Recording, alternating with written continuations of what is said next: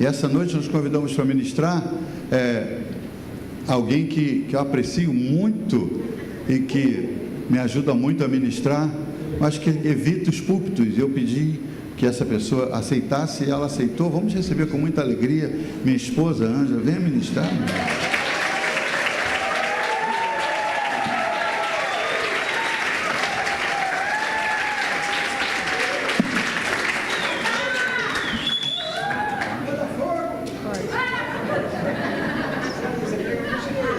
Gente, olha, não basta dizer que eu estou nervosa, né? Na frente de Eros, na frente de meu marido, na frente de tanta gente que prega tão bem, me botaram nesse fogo aqui. Mas vamos lá.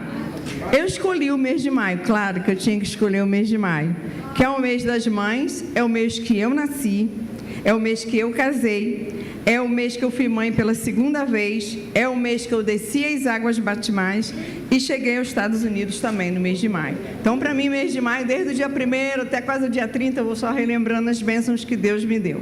Mas vamos lá. Josi fez uma mensagem maravilhosa no último dia aqui, falou sobre Colossenses, o que acontecia, onde estava a cidade, quantos quilômetros que ia, então não precisa a gente falar mais nada disso, né? Mas vamos lá. Na carta de Colossenses, ela foi escrita porque a igreja de Colossos estava sendo ameaçada por falsos ensinos. Eles estavam misturando Jesus com filosofias humanas, tradições religiosas e regras externas. Paulo, então, deixa claro, Cristo é suficiente. Porque naquela época, muitas pessoas tinham se convertido e não tinham ainda maturidade espiritual. E aí começou a confusão, a melancia lá, não, a miscelânea lá assim, sabe? E eles acreditavam um pouquinho em filosofias humanas, tradições religiosas e regras. Então, Paulo chegou, colérico como ele era, e falou, Cristo é suficiente, Cristo é tudo e acabou. Não precisa misturar nada disso. Não precisamos acrescentar nada, absolutamente nada a Ele. Gente, quando a gente aceita Jesus, eu tenho 60 e tantos anos de evangelho, mas a gente aprende diariamente que quando você aceita ao Senhor Jesus no seu coração, o que você precisa mais? Nada. Porque se Ele é tudo na sua vida, por que você tem que acrescentar coisas mais? Coisas que você, às vezes, com a religião que você deixou, você quer trazer, mas isso aqui, eu acho que nem faz mal, porque Jesus nem vai achar graça. Não, Ele não dá o lugar dele para ninguém. Você tem que deixar para trás tudo que ficou. No dia que você se converte, você tem que entender que o seu dono, você deu o seu coração para um novo dono. Então, a partir dali, o novo dono, basta ele, não precisa de mais ninguém. Ele vai inundar seu coração. Cristo é suficiente, não precisamos de acrescentar absolutamente nada a Ele. E Paulo deseja muito o progresso espiritual dos colossos. O versículo 6 diz assim, ora, como recebeste Cristo Jesus, o Senhor, assim andai nele. E o versículo 7 é esse, estejam enraizados, edificados nele, firmados na fé, como foram ensinados, transbordando de gratidão. A gente vai meditar um pouquinho nesse versículo. Não é apenas crer, é permanecer, crescer e frutificar. Este versículo apresenta 4 marcas de uma vida cristã saudável.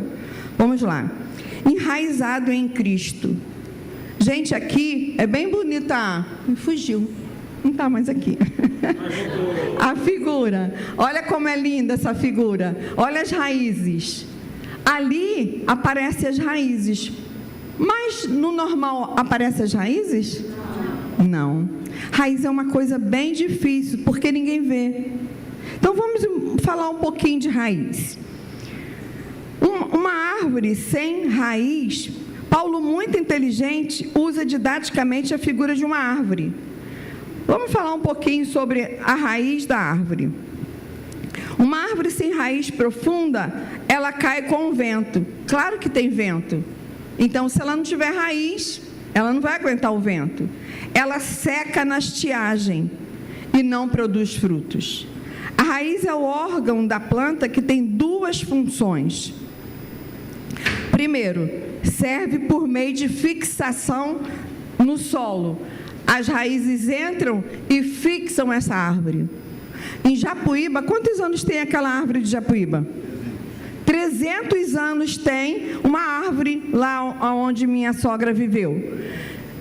Ela teve ter uma raiz maravilhosa. Por quê? Porque ela tem 300 anos e ela é enorme, muito grande. Ela fixa no solo. Segundo, ela serve como absorvente de água e sais minerais. Por isso, garante a sobrevivência da planta. Isso sustenta tudo. A raiz é o que sustenta. O crente enraizado, ele pode passar o que for que não se abala. Ele pode passar por ventos de falsas doutrinas, escândalos, fofocas e muitas coisas mais. A minha mãe, quando se converteu, ela era novinha e com 6 meses que ela tinha se convertido, houve o maior escândalo na igreja. O pastor caiu em adultério. E ficaram morrendo de medo de falar com ela, porque ela era muito amiga deles e tal. E ela falou bem sério. Minha mãe é muito, para falar as coisas, ela não... muito direta. Ela falou, fiquem tranquilos, eu não me converti a pastor nenhum. Eu me converti a Jesus. E Ele não vai nunca me trair, Ele nunca vai me decepcionar. Por isso, fique tranquilo comigo. E realmente, ela tem 68 anos de crente. Quantos escândalos nós já vimos? Quantas fofocas nós já vimos? Mas nada disso abalou, porque ela tem raiz, né? Em todas as áreas das nossas vidas, temos que estar enraizado na palavra. Raízes não aparecem, mas determinam. Eu tenho 43, vou fazer de casada. Vocês imaginam quanta raiz eu tenho que ter na palavra para ter 43 anos de casada? Boas raízes. Por quê? Quando vem a tentação, quando vem as horas que eu falo, Senhor, tem misericórdia de mim. Aí eu tenho minha raiz na Bíblia, ligado ali. Então, o que a Bíblia diz? Deus odeia o divórcio. Então, estou eu aqui. Por quê? Tenho que cumprir a palavra de Deus. Eu tenho raiz. O vento vai bater. As confusões vão chegar. As brigas vão ter. Mas eu falo, não, Senhor, eu tenho raiz, eu não posso sair daqui. Eu sou enraizada na palavra. A Bíblia diz que as raízes não aparecem. Por isso que Paulo exemplificou como árvore. Mas elas determinam o quanto você é firmado em Cristo. 1 Timóteo 1:12 diz assim: e por isso estou sofrendo essas coisas. Todavia, não me envergonho, porque eu sei em quem tenho crido, e estou certo que Ele é poderoso para guardar o meu depósito até naquele dia. E é nessa palavra que a gente é firmado diariamente, que mesmo que você passe por problemas, lutas, embates, mas você sabe, eu sei em quem eu tenho crido. Deus não vai me deixar envergonhado nessa situação. Deus não vai me deixar sozinho nisso aqui.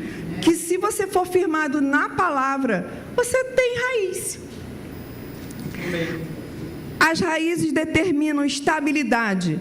A árvore não vai cair, por quê? Tem estabilidade, tem raiz. Resistência às tempestades que vão vir, mas ele tem raiz. Capacidade de dar fruto. Ele só pode dar fruto se ele tiver raiz. Aí os frutos vão aparecer. A raiz não aparece, mas os frutos vão aparecer. Existem cristãos que estão aqui dentro, em todo quanto é igreja, mas não têm raízes. Trabalham, cantam, tocam aqui os instrumentos, mas não têm raízes.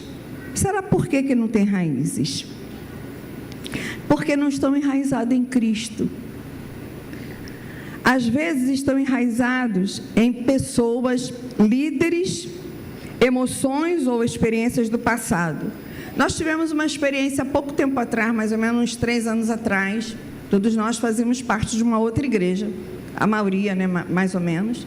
E nós tínhamos um pastor que pregava muito bem, e eu gostava de ver ele pregar.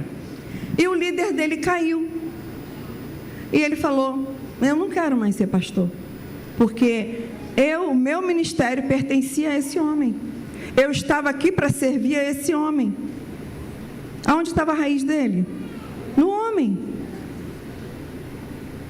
Nossa raiz tem que estar firmada em Jesus. Amém.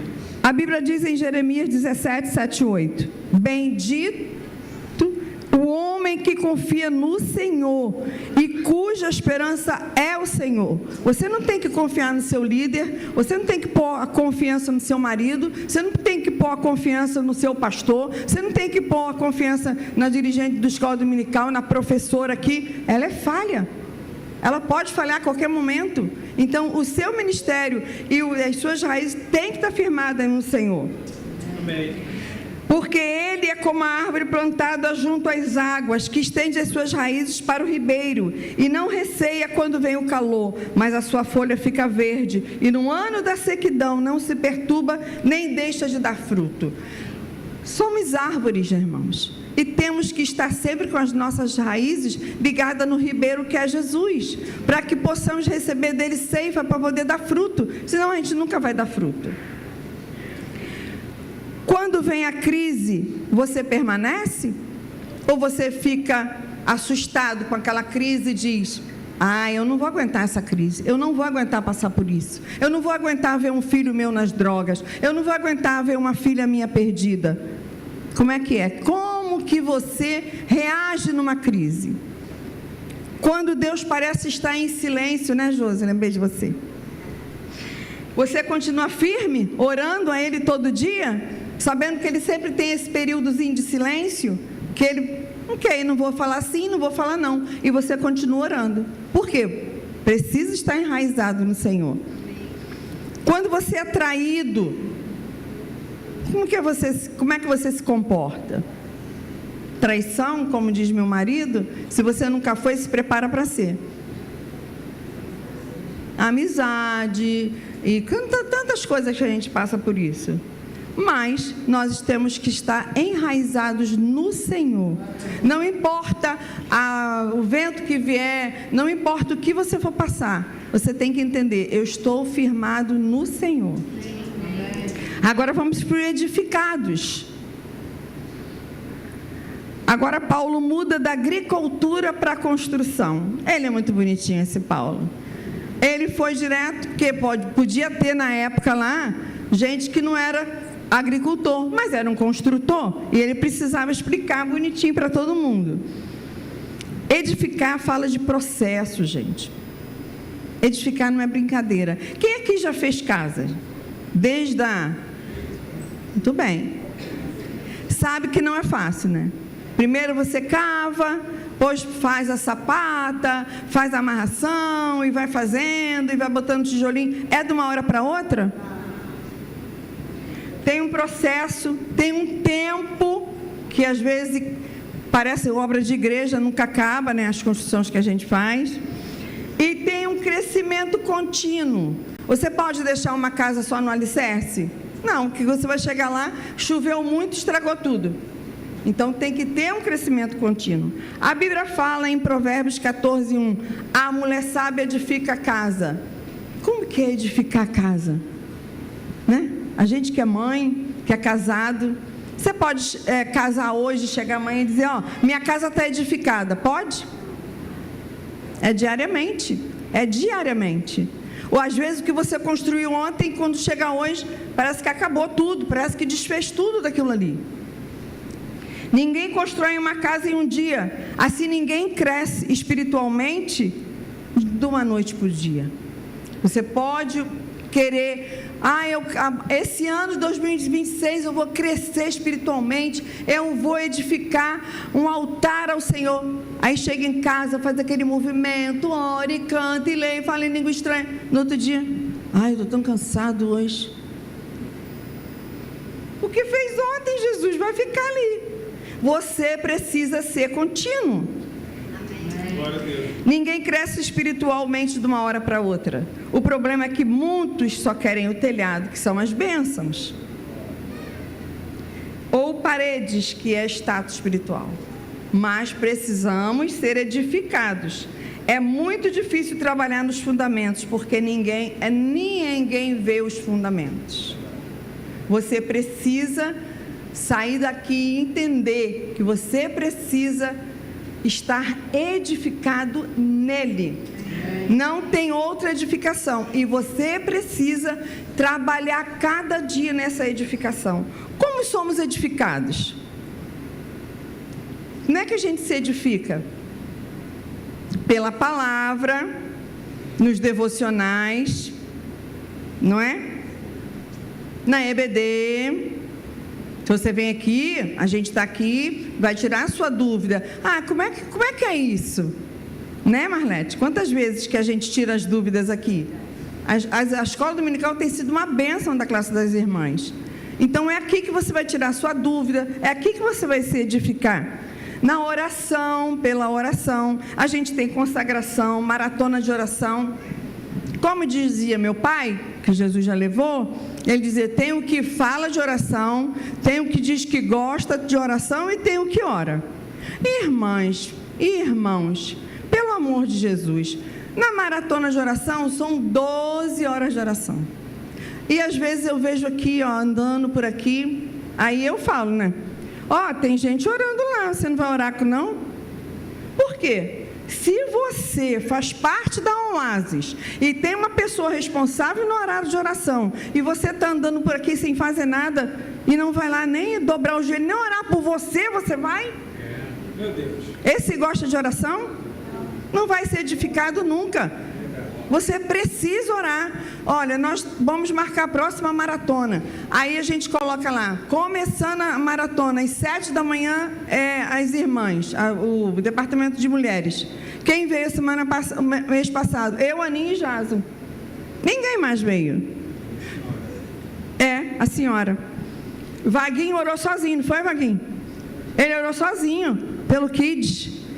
Nem por você vem orar? Como que você vai ser edificado sem oração?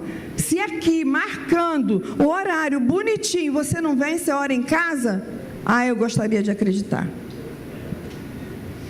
Pela comunhão, retiro, cafés, feijoada, cultos. É fácil você vir aqui 12 dias direto orar pelo ano, mas é na comunhão que você vai ser edificado.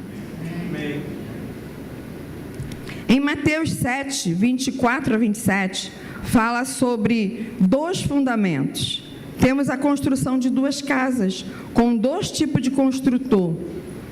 O que ouve as minhas palavras e pratica é o prudente, edifica na rocha. O que ouve as minhas palavras e não as pratica é o insensato, edifica sobre a areia, que quando chega a tempestade, qual que fica de pé? Na que foi feito na rocha.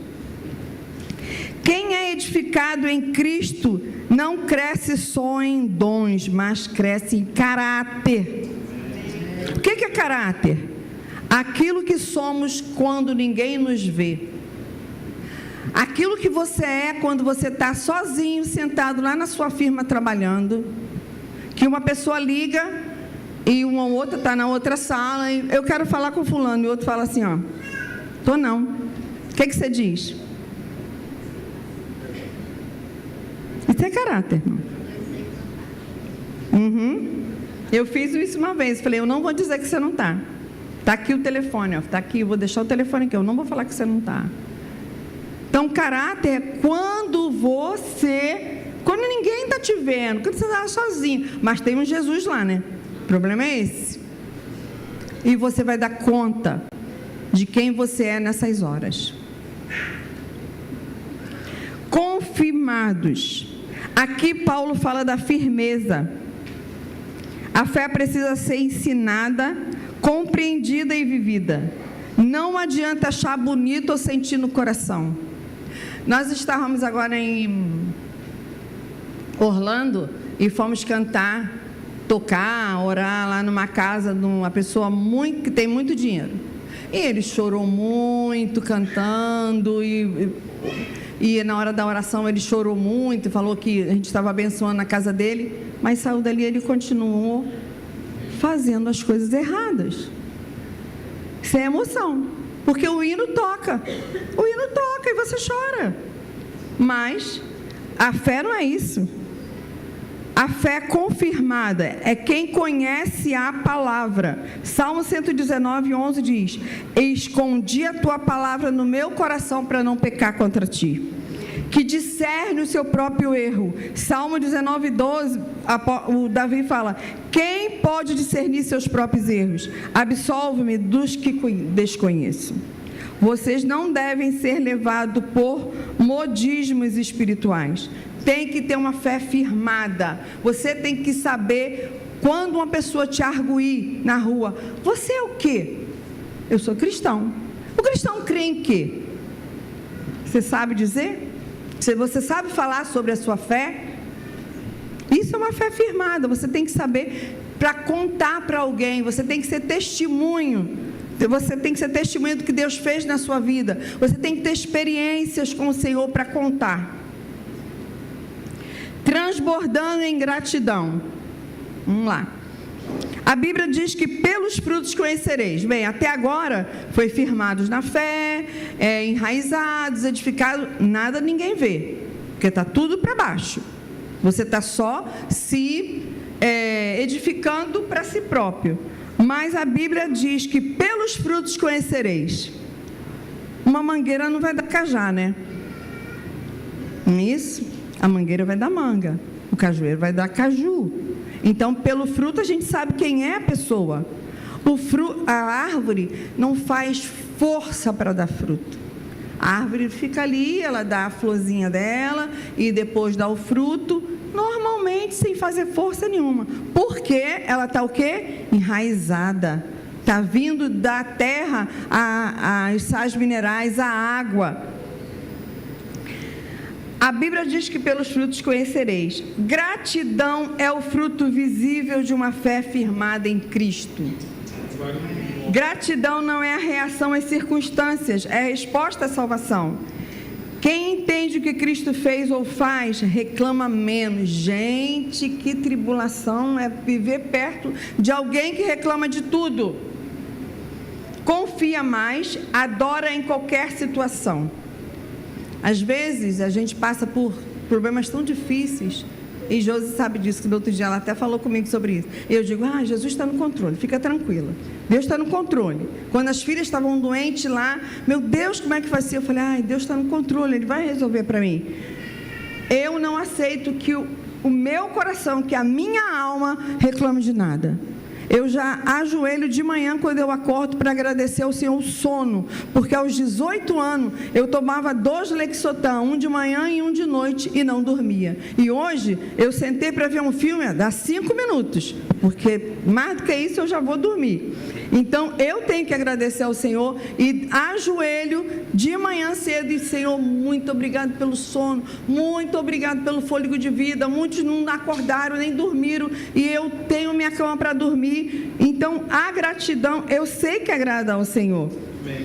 Quem entende o que Cristo fez ou faz, reclama muito menos, confia mais e adora em qualquer situação. Em 1 Tessalonicenses 5,18 ele fala: em tudo dai graças.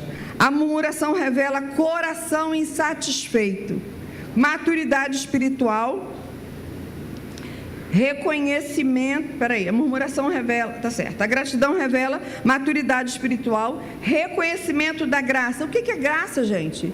Favor imerecido. A gente não merece nada. O que a gente merece? Nada. Então você deve diariamente perder um tempinho, não é perder não, é gastar um tempinho com o Senhor para agradecer. Obrigada, Senhor, eu estou viva. Obrigada, eu tenho isso, eu tenho aquilo. Vai enumerando o que você tem, porque muita gente não tem.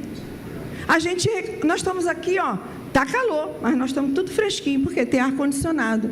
Muita gente não tem ar-condicionado. A hora que falta uma luz, a gente entra quase em desespero. E na África, quem não tem nada disso?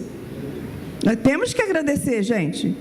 Hoje minha pergunta é: onde estamos colocando nossa raiz e o nosso alicerce?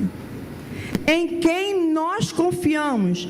Onde estamos colocando a nossa raiz e o nosso alicerce? Eu quero só dar um testemunho rapidinho. Hoje ou amanhã, vai fazer 10 anos que nós saímos do Barradó após 40 dias internados. Jason teve uma hérnia de disco e quando chegou lá, ele contraiu uma infecção hospitalar. E quando, naquele desespero, saiu de lá, o médico falou para ele: eu vou dar alta para você ir para casa, mas você vai voltar para fazer a cirurgia. E ele saiu de lá ainda de andador, depois foi andar de muleta, e passou um tempo de descanso que eles queriam que ele ficasse, porque ele, com a infecção hospitalar, o médico teve que dar muito antibiótico e não dava para fazer a cirurgia naquela época. E ele foi fazer os exames de novo depois de 2 meses, e o médico falou para ele: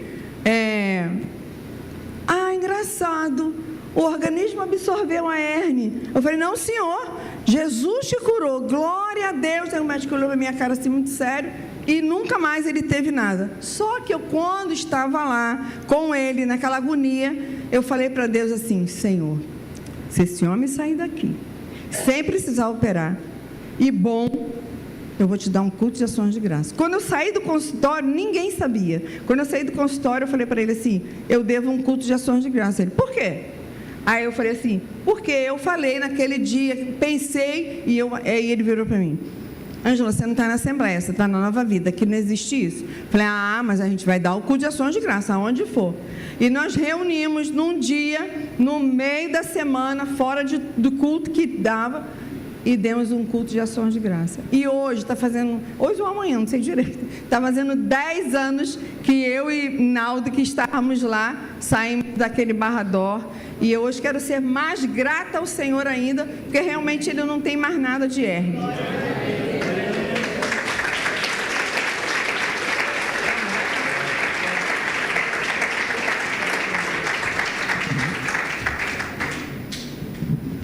Amém. Glória a Deus. Hoje nós vamos orar pelo mês de maio, não é isso? Vamos estar de pé, queridos? Alguém lembra aí? Dia do Trabalhador, o pastor falou aqui, Dia do Trabalhador. O que mais? Dia das Mães. Dia das Mães.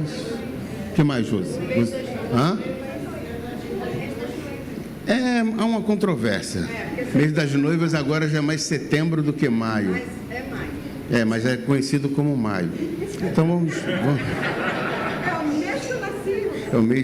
É um mês que tem todos os dias uma comemoração, né, irmão? E também vai ser um mês abençoado na sua vida. Não, eu vou repetir porque você ficou calado, irmão. Se você não concordar, nada vai acontecer. E vai ser um mês abençoado na sua vida. Isso, você precisa concordar. Ou você diz aleluia, glória a Deus, amém, faz um barulho, mas concorda. Amém? Então vamos orar? Mas vamos orar com fé, orar pela sua família, né? Os pastores, por favor, estejam aqui, porque nós vamos também estar orando pelos pedidos. Mas ore com fé, ore com foco, né? Ore com determinação, não deixe somente ficar vagueando, não. Agora, diga o que você quer que no mês de maio aconteça, né? Use as suas palavras para você determinar o que vai acontecer. A bênção de Deus esteja no mês de maio. Senhor, nós oramos a Ti neste momento, Pai, agradecidos, ó Deus, por esta oportunidade maravilhosa. E agora apresentamos a Ti, Senhor, o mês de maio, um mês tão bonito, tão importante, Senhor, um mês que é considerado um mês das noivas, um mês das mães. Senhor, mais um mês em que a Tua igreja reunida aqui, nesses 12 dias, clama a Ti, que seja um mês, ó Deus, de prosperidade, de crescimento, de livramento, de proteção. Ó Deus, que seja mais um mês onde as Tuas mãos estejam estendidas sobre a Tua igreja, sobre as famílias da Tua igreja, sobre nossos filhos, filhos, esposas e maridos, ó Deus, sobre esta nação, meu Pai, que Tu possas, ó Deus, no mês de maio, mais uma vez, ó Deus, continuar cuidando dessa nação, Senhor, que Tu possas com Teu braço forte determinar o rumo desta nação, meu Pai. Acreditamos, ó Deus, que Tu estás no controle de todas as coisas, e nós sabemos, ó Deus, que a Tua mão ninguém pode impedir, que os Teus ouvidos não podem, Senhor, ser tapados. Ó Deus, nós oramos porque acreditamos num Deus poderoso, num Deus vivo, num Deus que tudo pode, Senhor. Nós acreditamos, ó Deus, que quando nós dobramos os nossos joelhos e quando nós levantamos o nosso clamor, Senhor, não há demônio no inferno que possa impedir, Senhor, a nossa oração, Senhor, de ser ouvida e de ser respondida. O Teu povo clama hoje, Senhor. Apresentamos a Ti também esses pedidos, meu Pai. O Teu povo colocou fé, Senhor, acreditou na palavra, Senhor, do homem de Deus, ó Deus, que ministrou uma palavra, Senhor. Nós acreditamos que a Tua prosperidade, que o crescimento, que a proteção, ó Deus, que os negócios, meu Pai, que a saúde do Teu povo, Senhor, nós cremos no Deus vivo, no Deus poderoso, no Deus que tudo pode. Senhor Jesus, seja com a Tua igreja, Senhor, no mês de maio, Deus, que possamos já estar, Senhor, trabalhando naquele terreno, Senhor, que a Tua igreja possa estar em crescimento, meu Pai, que nós possamos estar rompendo, Deus, que grandes projetos possam vir à mente do nosso pastor, nos dê condições, ó Deus, de seguirmos juntos e fazermos a Tua obra, Senhor. Em nome de Jesus, nós Te louvamos, agradecidos, hoje e sempre. Amém, Senhor. Estenda suas mãos. Que a graça do nosso Senhor e Salvador Jesus Cristo, o amor de Deus o Pai e a comunhão do maravilhoso Espírito Santo esteja e repouse sobre a vida de cada um de nós. E todos juntos digamos: amém. Deus abençoe você. Que amanhã seja mais um dia abençoado na sua vida. Amém?